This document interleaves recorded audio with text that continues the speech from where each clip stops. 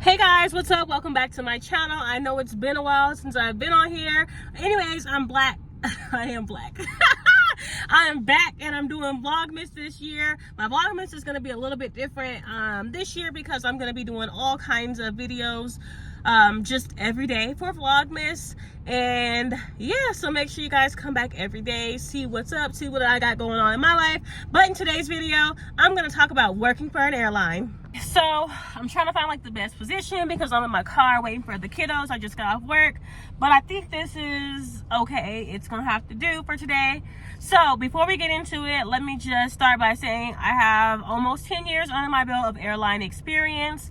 So I feel fairly comfortable in sharing like some of my input. I think that I have a good amount of information that I have received, things that I have learned over the years. I've been in flight as a flight attendant, if you don't know what that means.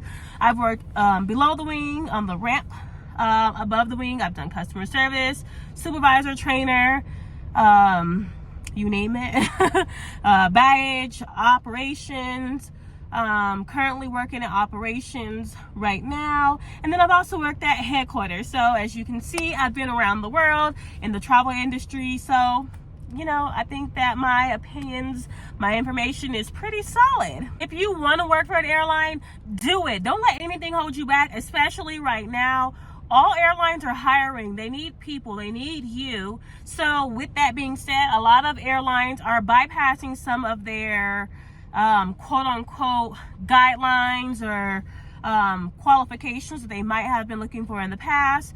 A lot of them are hiring directly off the street, no experience, which is always a good thing because no experience means you can train someone the way that you want them trained versus untraining them from another airline, which both are great. But if you had something going on before that you couldn't do it, now's a great time. I'm not going to do like a pros and a cons kind of thing. I'm just going to talk about some things that are pretty pertinent to working with an airline that you should know, that you might not know, and it may be like that deal breaker, or maybe it's like the deal sealer in certain situations. So first and foremost, most airlines and even contractors run on a bid schedule. So what that means is that you have a company seniority and you bid essentially for the schedule you want to work.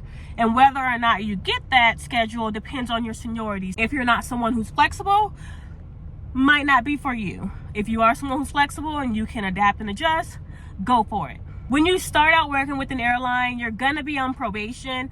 And while it's super exciting to get out there and, you know, fly or whatever you wanna do, keep it in mind that you are on probation, so a lot of eyes are on you, and you don't want to mess up by missing a flight back to base or anything like that. So just remember, while you're on probation, you have to walk with caution, do everything with caution, still do what you need to do, but just remember that you are on probation and they can let you go for anything while you're in that probationary period. One of the most important things that I think if you work for an airline, if you are a part of a union, is to read your CBA, learn your agreement. Sorry, there's people walking by.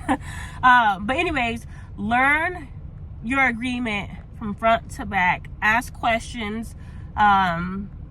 Get the information you need, because you don't want to misinterpret something and then be doing something that you're not supposed to be doing, or not following a policy, because you will be held accountable for that. So if you do have a contract, read it, learn it, ask questions, keep it with you, put it on your phone, whatever you got to do. Make sure that you understand your contract so that you know the rules that you need to abide by, the rules the company needs to abide by, and that you can make sure you're protecting yourself from any type of disciplinary actions. Also, one more thing to add, while you're in probation, if you do plan any trips or have anything that is going to be coming up, you might want to start making other plans, unless of course you can make the necessary adjustments or get someone to work a shift for you, things like that. You are expected to be there usually on holidays. For me personally, I did not have to work this Thanksgiving. I was very fortunate. Christmas, I will be working Christmas. So be mindful that if you have vacations, weddings, you know, all kind of events that now that you work for an airline, that might change, especially during probation. You have to be at work. They're counting on you to be there. So you need to either make sure you can trade out with someone, or you need to make plans to not be there. And they do take it seriously, especially in probation. I can't stress it enough. I've seen so many good people who were there and working and they had a vacation they just couldn't miss. It's already paid for, didn't take the time to, you know, find someone to cover, and unfortunately were let go. One of the best things that I have come to find with any airline that I have worked with is to talk to the old heads. What I mean by talk to the old heads is find those people who have the seniority in your company and talk to them, because they are full of knowledge, full of wisdom. They can give you a lot of pointers. If you want to work for an airline, you cannot be about this gossip business. I'm sorry, I keep looking off because, like I said, I'm parked at my kids' school. People walk this way, people walk this way. I want to make sure nobody's going to walk into the camera where they don't want to be seen, or someone who I haven't asked for permission to have them on video. Make sure nobody's coming this way, so I'm just trying to make sure. But anyways, I was going to say, if you want to work for the airline industry, you cannot be someone who wants to be involved in gossip and conflict. You will not get far. Don't click up with anyone. Know that you're there to do your job and your job only. Don't get involved with the workplace, you know, relationships and things like that. I would highly, highly, highly suggest you just stick to yourself. I'm always open and willing to have conversations, to make friendships, but when it comes time to doing my work, I am on my job, and I'm going to do that. And I'm just going to make sure the people who I am hanging around with are people who are reputable and people who I know are not going to have a negative impact on the way I view myself at work and how I want to be viewed at work. If you do not have tough skin, the airline industry is not for you, okay? You have to have tough skin to get through your day by day. And I'm not saying every day is going to be crazy and every day is going to just be some crazy passenger yelling at you, people fighting and arguing in your boarding area. That's not every day, but you have to have tough skin, because if you don't, the customer or coworker who wants to get to you and who wants to get under your skin will. And once they see that they're successful, they may or may not continue to do that.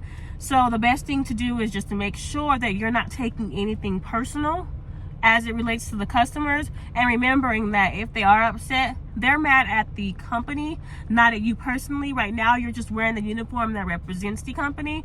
Don't take it personal. I told everyone who I've trained, I'm always telling them, when you walk out and you clock out, you leave this place at work. Don't go home stressing about the delay you took. Don't go home worried about the customer fighting with his girlfriend. Don't do that. Go home and enjoy your family. Enjoy your time off. We can worry about work when you return.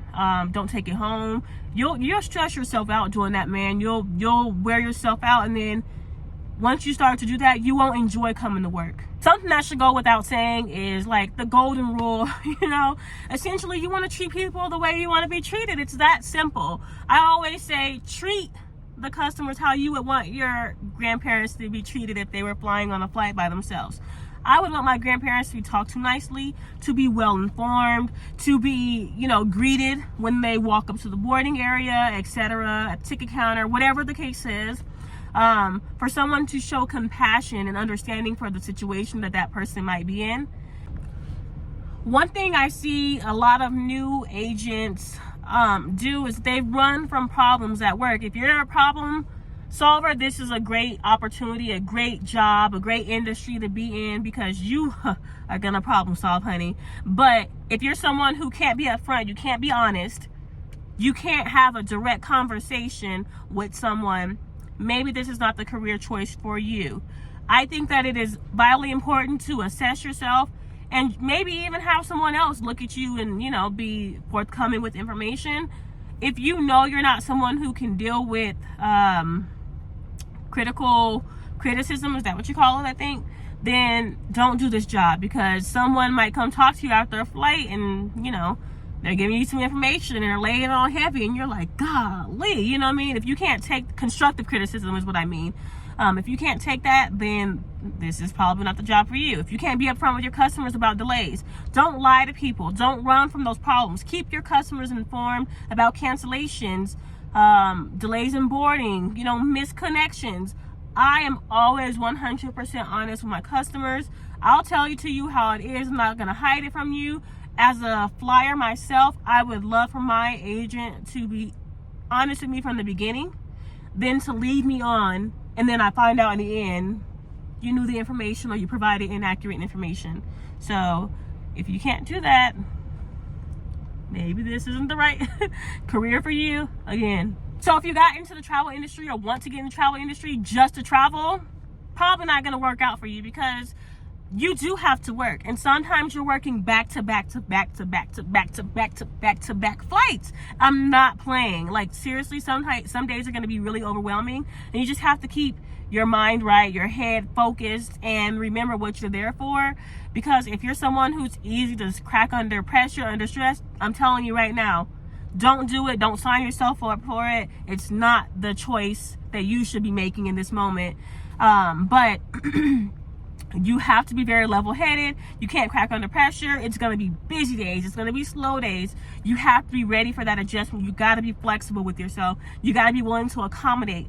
And I see a lot of people who, you know, they come out and they say they're ready, and then when, you know, poop hits the fan, essentially, they can't handle it. They can't handle the stress of the customers asking questions. They can't handle the stress of having to sit at the gate because you have people on the plane. They can't handle answering maintenance questions. They can't handle asking about questions about misconnections, rebooking, all those things. It's a lot. And that's very understandable. It's not for everyone. But be ready, be prepared to answer questions. But if you're forthcoming with the information, like I said before, there's probably not going to be very many questions, because as a customer, you can think of the questions that someone might have. So as an agent, you think of those questions. Now you answer those questions before the customer even comes up. That way they don't have to ask those questions. No day is the same at the airport or in the airline industry. It's ever changing. Things that happened yesterday are not going to happen tomorrow. Things that happen tomorrow are not going to happen next week. And so if you're someone who needs like consistency and things to be aligned for you, it's going to be a pretty big adjustment for you getting into the airline industry. It's something that I recommend practicing at home. If you know you've got like a conditional offer, a CJO, something like that, maybe trying to do things out of the normal that you would do at home before you come to the airline, before you get into it. That way you know if this is something you can handle, something you cannot handle. But I think that's the fun part of working for an airline. I like new challenges. I like being met with things like trying to figure out, darn it, how can I figure this one out? Because it's like yesterday, but there's one thing that's different. You know what I mean? So using all of my tools, all of my skills to problem solve and to make sure I'm getting flights out on time, I enjoy that type of thing. And that's definitely something you're going to have to do, have to be prepared for when you want to work for an airline. So quickly, I can see like kids starting to pour out, so I'm going to try to make this super quick. Obviously, we all know that when you want to work for an airline, usually it's because of the benefits. And I am a fan of using your benefits, especially your travel benefits. When you're off, go have lunch somewhere. Take a day trip, you know, go to Vegas, go to San Diego, go wherever you want to go for lunch and then come back. Even on your weekends where you're not just having an actual trip that's planned out, do something. Use your benefits. Use them, don't lose them. What I mean by that is don't be reckless when you're flying. Follow the rules. Be kind to the staff. You don't want to lose your benefits over something stupid like someone who's on your benefits showing out, being belligerent, things like that. So that's what I mean by use your benefits, don't lose them. And then also understanding that most companies offer you more than just travel benefits. So this is a definite perk for me. Like using FedEx, I have a really good discount with them. Discounts on my cell phone bill, discounts and offers for concerts, events, movies, you know, just different things. There's so many benefits, so many great things, and each company is a little bit different. Also, a lot of companies have like point systems where you can earn points essentially to cash in for something online, like, I don't know, a stroller, travel points, things like that. So take advantage of all those things. Don't just get into it for the flight benefits. Find out every benefit that's available to you and use it. It's there for you to use. Use it, don't lose it. One of the things for me that is always at the top of my list when it comes to working for an airline is I have a love for aviation. I have for a very long time. And it's what drives me. It's what keeps me coming to work. It's what keeps me going when I'm having a not so good day. It's everything about aviation that I just love and I enjoy. I love being around planes. I love being in the airport. I love talking to people. I love resolving problems. I love helping people. And meeting new people. People are, for me, I just like people. I guess I'm a people person. I enjoy when people have a problem and I can fix it. I enjoy talking to people about their day because sometimes they just need a listening ear and they just want to come up and talk to you. But there's been all kinds of situations. I've cried with people. I've hugged people. I've had people talk to me about, you know, there are things that are going on at home, things they're dealing with their family, first-time flyers, people flying to funerals. You know, everybody is at an airport for a different reason. It's not always fun and glamorous every time. So when you talk to people and you get to know them, that resonates with them and they remember you when they come back. Trust me, they remember you when they see you again and they're excited to see you and you're building that relationship. And then you're also, you know, helping your company, which means job stability, because they remember you and they're going to come back and they're going to fly. And that's important because I like my job and my job is not profitable if people don't fly. So, and then also, you know, just the children, you know, children light up when they see these planes. It's beautiful when the flight attendants give them pins. Sometimes the pilots will invite them into the flight deck. I mean, all that is just like, man, I love my job. I love being at the airport. I've tried to leave before and I always end up back at the airport. So I know it's what I want to do. Oh, there's my daughter, Helen. There she is. I see my baby. Hey, come on, baby. Hey, come on, baby. Come on. Come on. So yeah, I love my job. I love what I do. I love working for an airline. If it's something you've even considered, hi, come on, baby.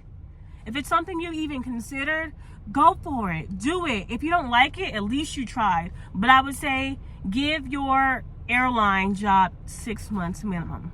Don't quit on day 90. Don't quit on day 7. Get in, give it 6 months, 6 strong months. And I mean, really try. Have fun. Those people you work with are going to become like family. And it is just going to be something that you are going to be happy you did. Y'all excuse my daughter. She's getting in the car from school. So anyways, if you guys enjoyed this video, go ahead and leave a thumbs up. Leave a comment down in the comment section if you have questions or something you wanted to know about working for an airline industry. I know I didn't go into super depth. I'm just talking about life working for an airline and things you should expect. That way, you know, if you do decide to apply, what might be ahead for you. And then if there's something that you might like for me to cover, let me know in the comments and then I can make another video on it. I'm happy to do that. Travel hacks, oh, can't talk today, travel tips, all that stuff. I'm happy to do another video if you guys are interested in that.